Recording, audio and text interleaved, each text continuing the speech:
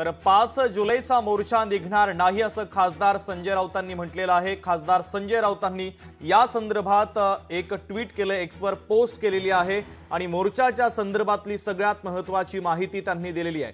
5 जुलैचा हिंदी विरोधातला मोर्चा निघणार नाही असा आता संजय राऊतांनी स्पष्ट केलेला आहे।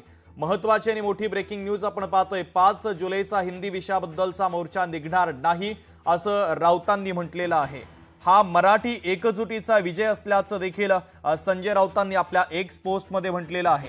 आताची सगळ्यात महत्त्वाची आणि मोठी ब्रेकिंग न्यूज आपण पाहतोय। ठाकरे बंधूंनी 5 जुलैला मोर्चा काढण्याचं ठरवलेलं होतं। हिंदी सक्तीच्या विरोधात ठाकरे बंधू अर्थातच मनसे आणि शिवसेना उद्धव बाळासाहेब ठाकरे हे पक्ष दोन्ही एकत्रितरित्या हा मोर्चा काढणार होते। मात्र सरकारनं आज या प्रश्नाच्या संदर्भात मंत्रिमंडळाच्या बैठकीमध्ये मंथन केलं, चर्चा केली आणि एकमताने हा निर्णय घेण्यात आला की हिंदी भाषा सक्तीच्या संदर्भात त्रिभाषेच्या संदर्भातले जे दोन्ही GR यापूर्वी काढण्यात आलेले होते ते आता रद्द करण्यात आलेले आहे आणि त्यानंतर मात्र हा मराठी एकजुटीचा विजय आहे अशी पोस्ट संजय राऊतांनी केलेली आहे।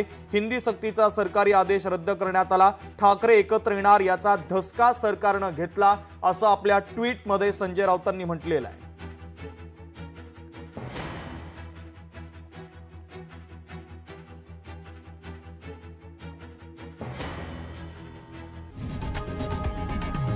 लोकशाही मराठी ऐका, पहा, जागरूक रहा।